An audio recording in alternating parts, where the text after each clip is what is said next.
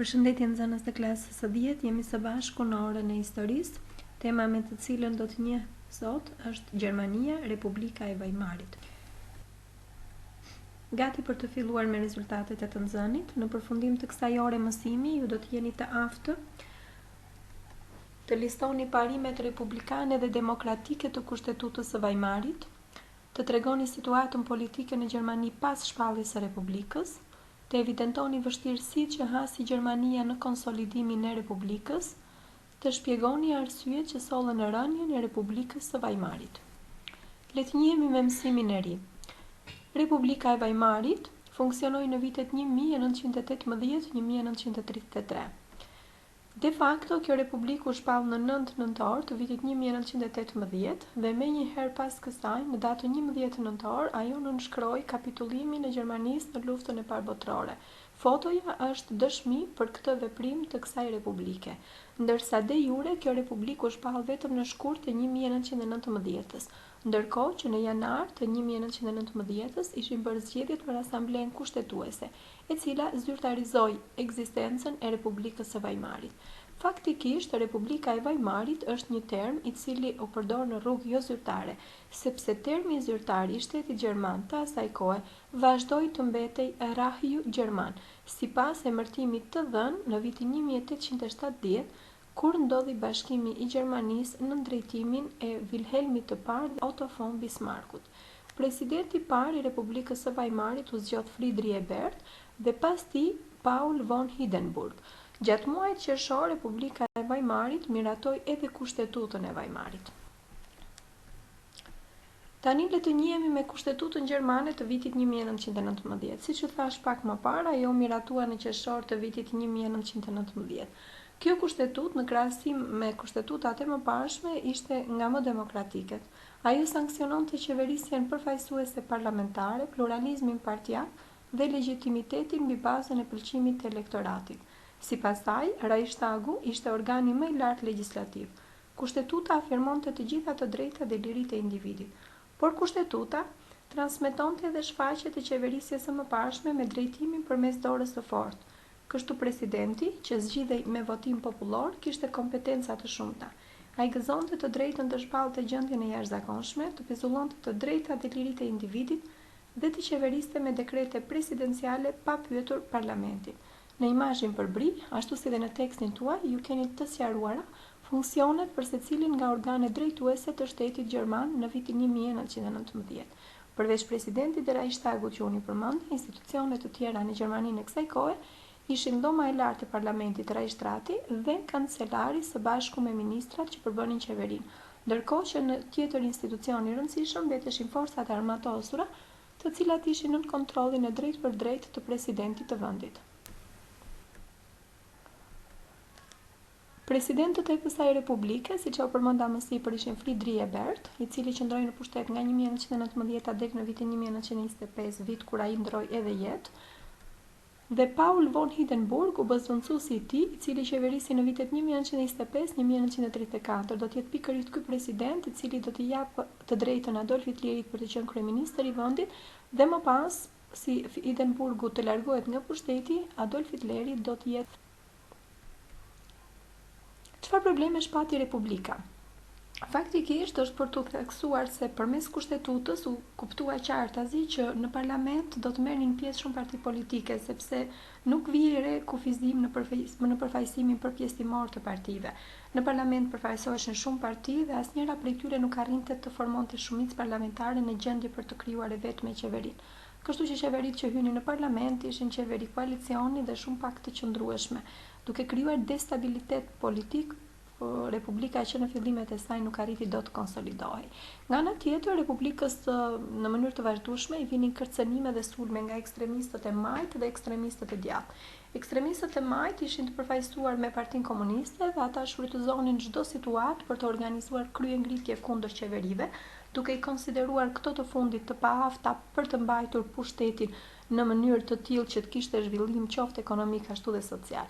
Nga krahu tjetër ishin ekstremistët e djathtë, të cilët përfaqësoheshin nga nazistët. Partia e tyre quhej Partia e Punëtorëve Gjerman ose Partia Nacional Socialiste e Punëtorëve Gjerman, e cila u drejtua nga Adolf Hitleri. Edhe kjo parti u kundërvua Republikës, duke u mbështetur tek ideja e pan-gjermanizimit dhe duke u mbështetur tek ideja që kjo ishte fajtore për nënshkrimin e asaj marrëveshje të turshme në Traktatin e Versajës të vitit 1919. Karikatura e thekson qarta si këtë gjë. Në karikaturë paraqitet Philip Scheidman, politikan i Partisë Social-Demokrate Gjermane dhe kancelari i dytë i Republikës, dhe më njëherë pas tij, personi paksa më i shëndetshëm është Matthias Erzberger, që i përkiste Partisë së Qendrës. Shikoni armën që këta të dy vendosin mbas shpinës së ushtarëve gjerman. Kjo ishte karikatura e cila donte të thumbonte në një mënyrë drejtuesit e Republikës, të cilët konsideroheshin si personat që kishin siguruar kapitullimin e Gjermanisë në luftën e parë botërore dhe më pas kishin nënshkruar atë marrëveshje të turshme që kishte rënduar shumë financat e shtetit gjerman pas lufte. Tani do të flasim pak për figurën e Adolf Hitlerit. Adolf Hitleri lindi në vitin 1883 në Austri. Ai do të përfshihet shumë shpejt në jetën politike. Në vitin 1919 do të bëhet pjesë e Partisë Nacionale Socialiste të Punëtorëve Gjermane, e cila u krijua po në atë vit, dhe në vitin 1921 Adolf Hitleri do të marrë në dorë drejtimin e kësaj partie. Gjatë gjithë jetës së tij ai u brumos me idetë e nacionalizmit të skajshëm dhe të racizmit, dhe në këtë situatë ai filloi të propagandonte përmes propagandës së tij dhe aftësisë së tij të madhe oratorike, ide të tilla siç ishin ideja e pan-gjermanizimit, antisemitizmit, antikomunizmit dhe pa diskutim sulmi ndaj Traktatit të Versajës. Këto ide u përqafuan në mënyrë të menjëhershme nga pjesa dërmuese e popullsisë gjermane, ndërkohë që Partia Naziste, për ta ushtruar më mirë pushtetin e saj, filloi të krijojë reparte ushtarake dhe paraushtarake, të quajtura repartet e sulmit SA dhe repartet e mbrojtjes SS. Këto reparte demonstrojnë në rrugë për të treguar forcën dhe madhështinë e Partisë Naziste. Adolf Hitleri u përpoq që të marrë pushtetin në landin e Bavarisë në vitin 1923 përmes një grushti shteti të quajtur si Puçi i Minihut, por ky puç dështoi dhe Adolf Hitleri u arrestua. Me arrestimin që ju bë, Adolf Hitleri shkoi në gjyq dhe u dënua me 5 vite burg, nga të cilat ai kreu vetëm 6 muaj. Doli shpejt nga burgu me pretekstin e një sjelljeje shumë të mirë gjatë kohës që ai kishte qëndruar në burg. Dhe gjatë asaj kohe shkroi në burg edhe librin autobiografik Lufta ime, i cili me kalimin e kohës u shndrua në një manifest politik të vetë Partisë Naziste. Pse ra Republika? Republika e Weimarit, unë thash që në fillimet e saj nuk pati mbështetje dhe nuk u arrit të konsolidohej, u vure një pa efektshmëri e qeverive të saj në arritjen e rezultateve si në fushën ekonomike dhe shoqërore. Republika u përfshi në vështirësi të shumta ekonomike dhe kjo vije të re në rritjen e paparë të inflacionit. Në janar të vitit 1922, $1 amerikan shkëmbej me 192 marka gjermane, në nëntor shkëmbej me 4.2 milion marka. Të ardhurat mujore dhe vjetore, përfitimet e paratë e kursyeara dhe të depozituara që ishin fitimi i shumë vjetëve, nuk kishin asnjë vlerë. Nga inflacioni u dëmtua rënd, sidomos klasa e mesme që kishte më shumë të ardhura dhe kursime. Për këtë të gjithë fajësonin Republikën. Dhe nga momenti i inflacionit dhe pa efektshmërisë u kaluan në një krizë të madhe ekonomike, e cila filloi me ritme të mëdha në vitin 1929. Numri të papunëve arriti 6 milion. Ashtu si klasa e mesme që pasoi Republikën e Weimarit për inflacionin, edhe punëtorët bën fajtor Republikën e Weimarit për mungesën e vendeve të punës. Nga ana tjetër, nuk mungonin nazistët, të cilët përfitonin nga vështirësitë ekonomike të Republikës dhe intensifikuan veprimtarinë e tyre antirepublikane. Për të njëjtat arsye, ashtu si dhe në Itali, shtresa të tilla si klasa e mesme, profesionistët, nënpunësit, veteranët, të rinjt dhe punëtorët u bën mbështetës të Partisë Naziste. Duke patur pak kënaqësi ndaj marrëveshjeve që Republika kishte bërë, një pjesë e mirë e popullsisë gjermane braktisë mbështetjen ndaj Republikës dhe filloi të ushqente shpresë tek Partia Naziste. Shikoni imazhet që unë i vendosa për brik. Paratë e kursyera ndër vite nuk kishin më asnjë lloj vlere dhe vjen re fëmijë të cilët luajnë me para dhe transportimi i parave për të blerë një mall ishte i pamundur të realizohej përmes mbajtjes së tyre në portofol apo në xhep. Ata duheshin transportuar deri dhe me karro, sepse vlera e këtyre parave pothuajse ishte zero. Si e mori pushtetin Adolf Hitleri?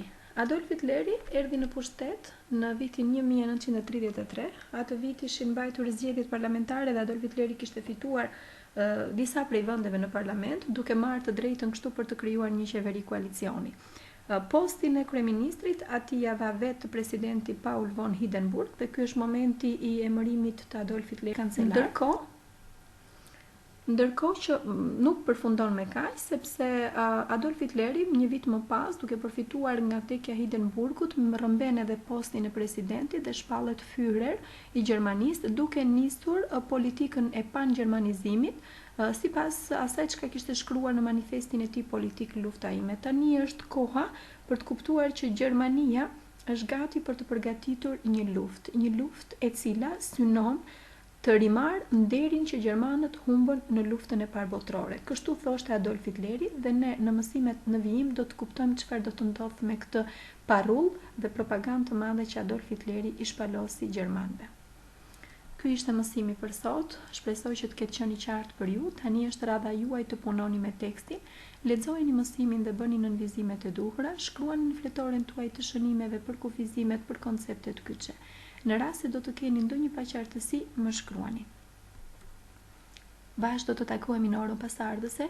Deri atëherë kujdesuni për shëndetin tuaj, qëndrojmë në shtëpi të sigurt. Nga unë mësuese Eliona, paçi një ditë